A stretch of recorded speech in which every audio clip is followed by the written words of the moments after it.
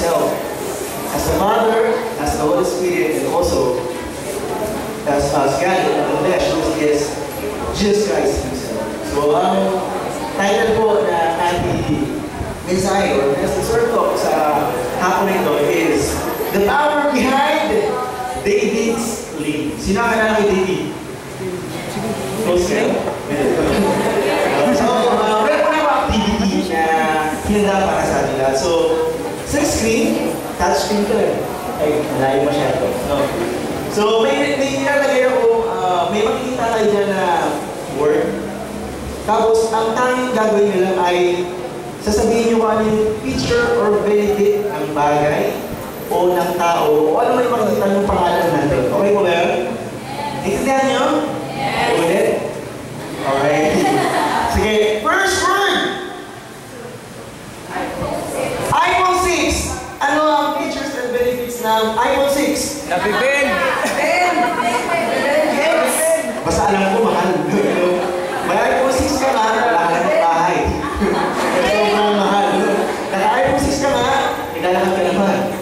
Yung mga magnanakaw, iPhone 6 na ito. Ito pangalawa. Ito. Nakain mo ka? Anong picture niyan?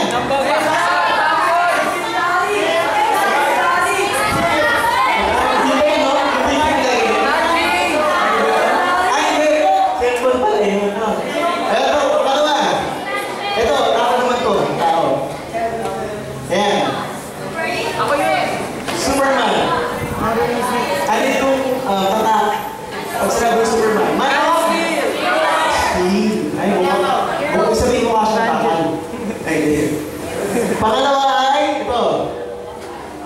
Siyempre, kung may Superman, mayroong Supergirl. Hindi ko okay. Ay, Batman pala. Batman. O ano naman yung characteristic ni Batman? Ano po?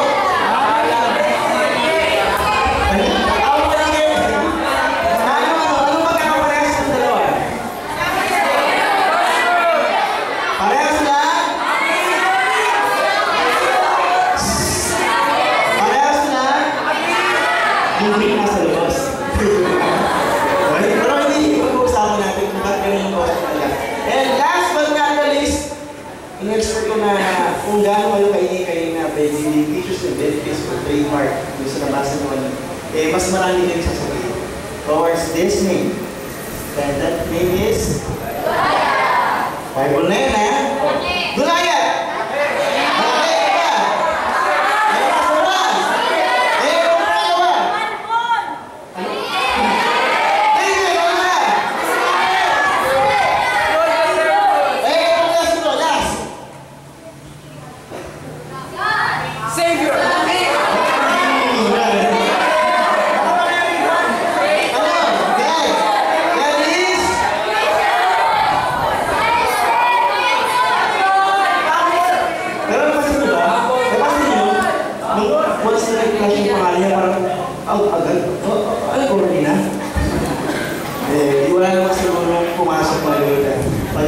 Next thing.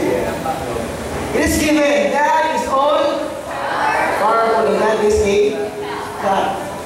Eh, tayo bilang mga tayo ay mga at din is not another na katotohanan. Pero imagine, sabi ko siyempre, diba? Kristiyano tayo, may hapon tayo, no? With God, sinasabi natin, we can do all things through Him. Diba? With Christ, kaya natin natin bagay. Sinasabi natin tayo ay powerful, sinasabi natin tayo ay wala yung simple, basta para sa Panginoon. Pero bilang mga kabataan sa generation na ito, actually kayo nag-usap kami nito. Di ko yan. O ano, parang matanda na tayo. Kasi dati kami yung mga ano, sila may Erickson, sila yung nabuta natin talaga mga ano, just kami mga bata. Mga pero ngayon, ito na yung bagong generation. So, sa generation na meron tayo ngayon, ang tingnan mo ba talaga yung power na sinasabi natin? O baka ibang power na? Hili-hili power, hindi. Baka ibang power na yan. Baka hindi na power of God ang tinatawag, kundi baka sobrang power eh, believe na pala sa sarili. yung power na yan. At yun yung isang bagay na gusto ko i-brought up. Isa sa mga bagay na gusto ko makita natin. Kasi given eh, God is powerful. Wala pang kontra. Period. Nandun na yun eh.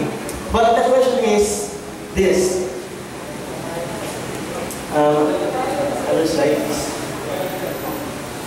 How is the power working in our lives? May power nga ba? Yan yung tanong. So, anong klaseng power yan? So, as we continue, titignan po natin ngayong umaga yung buhay ko ni David. So, kaya na sinabi natin sino sa David? Siya yung nakalakad ni Goliath, diba? Siya yung nahawak ng sling, tapos dito niya, tinamaan po, ibigay ko crunch, tumako. Diba? Nanalo siya. So, next slide ko yan.